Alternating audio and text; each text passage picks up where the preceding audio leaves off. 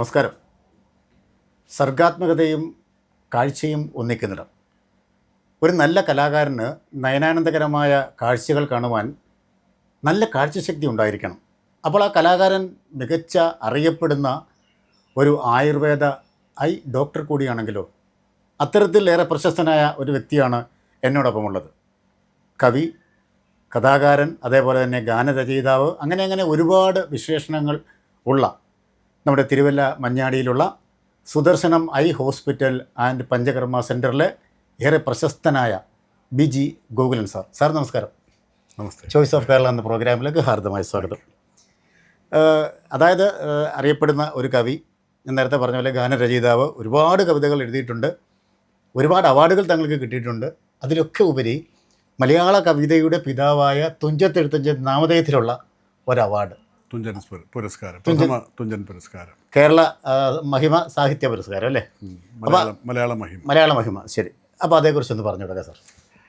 മലയാള മഹിമ അമ്മ Malayalam charitable ട്രസ്റ്റിൻ്റെ subsidiary ആയിട്ട് മലയാളത്തിൻ്റെ ഭാഷാപരമായ ഔന്നത്യത്തിന് വേണ്ടി നിലകൊള്ളുന്ന ഒരു സംഘടനയാണ്. ഏകദേശം ഒരു 5 വർഷത്തോളമായിട്ട് പ്രവർത്തിച്ചു വരുന്ന ഒരു സംഘടനയാണ്. അത് ഒരു കൂട്ടായ്മ, ഒരു വാട്സാപ്പ് കൂട്ടായ്മ എന്നതിലുപരിയായിട്ട് ലോകത്തെമ്പാടുമുള്ള ഒരുപാട് മുൻ ഓഫീസർമാർ, IAS-കാർ, ഡോക്ടർമാർ, ന്യായാധിപന്മാർ, അങ്ങനെയുള്ള ഒരുപാട് ഒട്ടനവധി ആൾക്കാർ, അതിലുള്ള സാഹിത്യവാസനകളുള്ളവർ, അവരെല്ലാം കൂടെ മലയാള ഭാഷയുടെ ഔന്നത്യത്തിന് വേണ്ടിയിട്ട്, അതിനു വേണ്ടി മാത്രം പ്രവർത്തിക്കുന്ന ഒരു സംഘടന. അപ്പോൾ അത് സാഹിത്യമാവട്ടെ, കവിതയാവട്ടെ, കഥയാവട്ടെ, അല്ലെങ്കിൽ ഭാഷാപരമായ മേന്മയാവട്ടെ, അങ്ങനെ എല്ലാ വിഷയങ്ങളും അവിടെ ചർച്ച ചെയ്യപ്പെടാറുണ്ട്. അപ്പോൾ അതിൻ്റെ ഒരു സ്വാധീനം കൊണ്ട് കൂടിയാണ് ഇവിടെ ഭരണഭാഷ മലയാളമാക്കാനുള്ളൊരു വിജ്ഞാപനം കഴിഞ്ഞ വർഷം ഉണ്ടായത്. കോടതി ഭാഷ മലയാളം, വ്യവഹാര ഭാഷ മലയാളത്തിലേക്ക് ആക്കുന്നു. അപ്പം അങ്ങനെയുള്ള ഒരുപാട് നിവേദനങ്ങൾ നൽകുകയും മറ്റും ചെയ്തതിലൂടെ വളരെ ശ്രദ്ധ നേടിയ ഒരു പ്രസ്ഥാനമാണ്. അപ്പോൾ അതിൻ്റെ ഒരു പ്രധാന വിഭാഗമാണ് സാഹിത്യവും കൂടി. അപ്പോൾ അതിൽ ഞാൻ നിരന്തരമായിട്ട് എഴുതുകയും എൻ്റെ കൃതികളും സാഹിത്യകൃതികളും ഇപ്പോൾ ഈ അടുത്ത കാലത്തായിട്ട് ഞാൻ AI അധിഷ്ഠിതമായിട്ടാണ് സംഗീതം ചെയ്യുന്നത്. അതിനു മുമ്പ് ഒരു 250 പാട്ടുകൾ സ്റ്റുഡിയോയിൽ പരമ്പരാഗത രീതിയിൽ നിർമ്മിച്ചതാണ്. അപ്പോൾ ഇപ്പോൾ AI-യുടെ വരവോടുകൂടി അതിലാണ് ചെയ്യുന്നത്. അപ്പോൾ അങ്ങനെയുള്ള സൃഷ്ടികളെല്ലാം പതിവായിട്ട് ആസ്വദിക്കുന്നവരാണ് അവർ.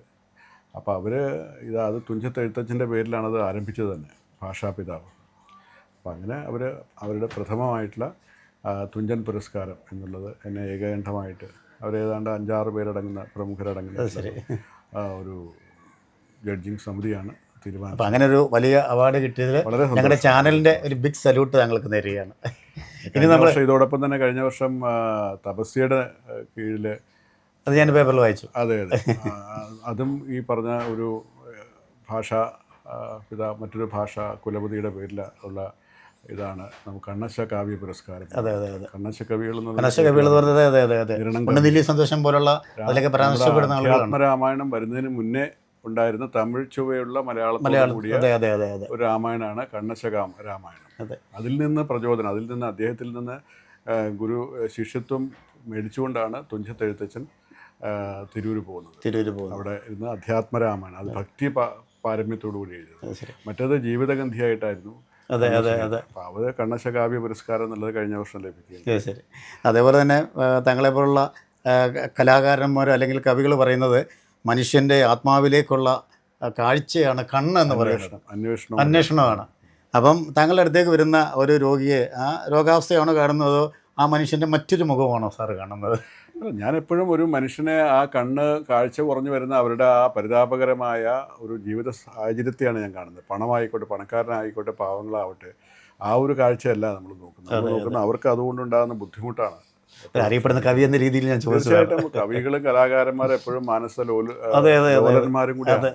അപ്പം അങ്ങനെയുള്ള തീർച്ചയായിട്ടും ഒരു എന്താ പറയുക, എമ്പതി, മറ്റുള്ളവരിൽ സഹാനുഭൂതി എന്ന് പറയുന്ന ആ ഒരു ചിന്തയോടെയാണ് നമ്മൾ ഓരോ രോഗിയെയും മനസ്സ് തൊട്ടറിയാനുള്ള കഴിവ് കലാകാരനുള്ളെന്ന് പറയുന്നത് പോലെ തന്നെ. അതേപോലെ സാർ, ഞാൻ അടുത്ത ദിവസം ഒരു ബുക്കിൽ വായിച്ചു, ഇപ്പോഴത്തെ മനുഷ്യൻ്റെ ആഹാര രീതിയും കണ്ണിൻ്റെ കാഴ്ചയും തമ്മിൽ ഒരു വലിയ ബന്ധമുണ്ടെന്ന്. കാഴ്ച ഏറ്റവും ശരിയായ ഒരു നിഗമനമാണ്. കാരണം ഇപ്പോഴത്തെ ആഹാര രീതികളെല്ലാം തന്നെ കരളിനും വൃക്കയ്ക്കും തകരാറുണ്ടാക്കുന്ന ആഹാര രീതികളാണ്. കുടലിനും പ്രശ്നങ്ങൾ ഉണ്ടാക്കുന്നുണ്ട്. ഇപ്പോൾ നമ്മുടെ കേരളത്തിൻ്റെ ദേശീയ ആഹാരമായ പൊറോട്ട തന്നെ അതിന് ഏറ്റവും വലിയ ഉദാഹരണം. യാതൊരു തരത്തിലുള്ള ഫൈബറും ഇല്ലാത്തൊരു ആഹാരമാണല്ലോ പൊറോട്ട. പക്ഷേ എല്ലാവർക്കും, ഞാൻ ഉൾപ്പെടെ എല്ലാവർക്കും ഇഷ്ടമാണ് ഇഷ്ടമുള്ളൊരു ഭക്ഷണവും കൂടിയാണത്. അപ്പോൾ അതിൻ്റെ വ്യാപനം ഭയങ്കരമായിട്ടുള്ള ദൂരവ്യാപകമായിട്ടുള്ള, ഇപ്പോൾ ക്യാൻസർ ഉൾപ്പെടെയുള്ള പല പ്രശ്നങ്ങളും ഇതാണ്. അത് കൂടാതെ ഈ ജങ്ക് എനിക്ക് തോന്നിയിട്ടുള്ള ഏറ്റവും കൂടുതലായിട്ട് തോന്നിയിട്ടുള്ള നമ്മുടെ ഈ കോണ്ടിമെൻറ്റ്സിൽ അല്ലെങ്കിൽ ഇത് കറി പൗഡറുകളിൽ ഇതൊക്കെ എത്രത്തോളം ശുദ്ധമാണ് അല്ലെങ്കിൽ ഓർഗാനിക് തോത് എത്രത്തോളം ഉണ്ട് എന്നുള്ളത് നമ്മൾ ഇനിയും കൂടുതൽ ആഴത്തിൽ പഠിക്കേണ്ടിയിരിക്കും. കാരണം ഇതിനെല്ലാം പ്രിസർവേറ്റീവായിട്ടോ അല്ലെങ്കിൽ ഇതിനെല്ലാം മാറ്റുകൂട്ടുവാനും ഒക്കെ ആയിട്ട് വ്യാപാരാടിസ്ഥാനത്തിൽ ചെയ്യുന്നുണ്ടെങ്കിൽ അത് വലിയൊരു വിഷത്തെ തന്നെയാണ് നമ്മുടെ ശരീരത്തിലേക്ക്. അത് റിപ്പയർ ചെയ്യാൻ പറ്റാത്തതോ അല്ലെങ്കിൽ വൃക്കകൾക്ക് അതിനെ ഫിൽട്ടർ ചെയ്യാനോ പറ്റാത്തതാണ്. അത് വൃക്കകൾ അടവുണ്ടാക്കുകയും അതാണിപ്പോൾ ഒരുപാടായിട്ട് കാണുന്നത്. അപ്പോൾ അല്ലെങ്കിൽ ഇത്രയധികം ഒന്നും ലിവർ ട്രാൻസ്പ്ലാന്റ് ഒന്നും വരേണ്ട ഒരു കാര്യമില്ല. പണ്ടും ആളുകൾ മദ്യപിക്കുന്നുണ്ട്. ഇപ്പോൾ പറയുന്ന മദ്യപാനം അല്ല പറയുന്നത്, നോൺ ആൽക്കഹോളിക് ലിവർ സിറോസിസ് ഒരുപാടുണ്ട് സാർ, ഒരുപാടുണ്ട്. അപ്പോൾ എത്രയോ സ്ത്രീകൾക്ക് വരുന്നു, എത്രയോ സാധ്വികളായിട്ടുള്ള ആളുകൾക്ക് വരുന്നു, വളരെ ഇതായിട്ടുള്ള ആളുകൾക്ക് വരുന്നു. അപ്പോൾ ആഹാരം അതിൽ വലിയൊരു ഘടകം. ആഹാരമാണ് ഔഷധം എന്ന് പറയുന്നുണ്ട്. ആയുർവേദത്തിന് പറയുന്നത് ഏറ്റവും അധികം അടിസ്ഥാനമായിട്ട് ആരോഗ്യത്തിന് പറയുന്ന ആഹാരമാണ്. ആഹാരം മാലിന്യമായാൽ സകല ആരോഗ്യവും പോകും തീർച്ചയായും. അതുപോലെ ഇപ്പോഴത്തെ ഒരു കാലഘട്ടത്തിൽ എല്ലാം കമ്പ്യൂട്ടർ യുഗമാണ്. ഈ കമ്പ്യൂട്ടർ വിഷൻ സിൻഡ്രോം, അതാണ് ഞാൻ അടുത്ത് പറയാൻ വന്നത്. ആഹാരത്തെക്കാൾ ഒരു കാഴ്ച എന്നത് സംബന്ധിച്ച് ഞാൻ ഏറ്റവും ആദ്യം ചൂണ്ടിക്കാണിക്കുന്നത് മൊബൈലിൻ്റെ ഉപയോഗമാണ്. കാരണം നമ്മൾ ഏതൊരു വസ്തുവാണെങ്കിലും നമ്മളിപ്പോൾ വായിക്കാൻ എടുക്കുന്ന ഒരു ദൂരം ഒരു ഹാഫ് ആം ദൂരമാണ്, അരക്കൈ ദൂരമാണ്. അത് 30 സെൻറ്റിമീറ്ററോളം വരും. പക്ഷേ മൊബൈൽ മാത്രം നമ്മൾ ശ്രദ്ധിച്ചിട്ടുണ്ടാവും ക്ലോസ് ആയിട്ട് പിടിക്കും. ഒരു 20 സെൻറ്റിമീറ്റർ ദൂരത്തിലാണ് നമ്മൾ മൊബൈൽ പിടിക്കുന്നത്. നമ്മുടെ കണ്ണുകൾ യഥാർത്ഥത്തിൽ 20 അടിക്ക് പുറകോട്ടാണ് ഫോക്കസ് ചെയ്തിരിക്കുന്നത്. നമ്മൾ റെസ്റ്റ് എടുക്കുകയാണെങ്കിൽ നമ്മുടെ കണ്ണ് ദൂരെയായിരിക്കും ഫോക്കസ് ചെയ്യുക. അടുത്തേക്കുള്ളത് നമ്മൾ ബലപ്പെട്ട് പിടിച്ചു വയ്ക്കുന്നതാണ്. നമ്മൾ ചെറിയ പ്രായത്തിലും 40 വയസ്സ് വരെയൊക്കെ നമ്മൾ അറിയുന്നില്ല എന്ന് മാത്രമേ ഉള്ളൂ. നമ്മൾ ഓട്ടോമാറ്റിക്കായിട്ട് മനസ്സ് അടുത്തേക്കും ദൂരത്തേക്ക് ഓട്ടോ ഫോക്കസ് ചെയ്തുകൊണ്ടിരിക്കും. 40 വയസ്സൊക്കെ ആകുമ്പോഴാണ് നമ്മൾ അടുത്തേക്ക് കാണാൻ പ്രയാസമായി വെള്ളെഴുത്തെന്ന് പറയുന്ന അവസ്ഥ വരുന്നത്. അപ്പോൾ ഈ കുട്ടികൾ, ഈ ശരീരം എന്ന് പറയുന്നത് വളരെയധികം ഹൈലി അഡാപ്റ്റീവാണ്. നമ്മൾ എന്ത് ചെയ്യുന്നു, ഇപ്പോൾ ഒരാൾ ജിമ്മിൽ പതിവായിട്ട് പോയി കഴിഞ്ഞാൽ അയാളുടെ മസിൽ നന്നാവും. ഒരാൾ ഓടിക്കൊണ്ടിരുന്നാൽ അയാളുടെ സ്റ്റാമിന കൂടും. ഓടാതിരുന്ന ഒരാൾക്ക് 100 മീറ്റർ സ്പീഡിൽ ഓടാൻ പറ്റില്ല. ഇതിനൊക്കെ വാമിംഗ് അപ്പ് ആവശ്യമാണ്, അല്ലേ? അതുപോലെ തന്നെ ഒരു നിരന്തരമായിട്ടൊരു വ്യക്തി, ഒരു കുട്ടി ഈ മൊബൈൽ ഇങ്ങനെ നോക്കിക്കൊണ്ട് ജനിച്ച മുതൽ അല്ലെങ്കിൽ 1 വയസ്സ് 60 ആവുന്ന മുതൽ നോക്കിക്കൊണ്ടിരിക്കുമ്പോൾ ഈ ബ്രെയിനിനൊരു ട്യൂണിംഗ് ഉണ്ട്, അഡാപ്റ്റേഷൻ ട്യൂണിംഗ് ഉണ്ട്. അപ്പോൾ ഈ ബ്രെയിൻ കരുതുന്നത് എന്താ, ഫാൾസായിട്ട് ഇയാളുടെ സ്ഥിരം പരിപാടി ഇതാണ്. അപ്പോൾ ഇവൻ്റെ കണ്ണിനെ ഈ രീതിയിലേക്ക് ഫോക്കസ് ചെയ്തേക്കാം എന്ന് പറഞ്ഞ് മയോപ്പിക്, ഇത് മയോപ്പിക്കാണ്. അപ്പോൾ ഷോർട്ട് സൈറ്റ് എന്നാണല്ലോ മയോപ്പിക്.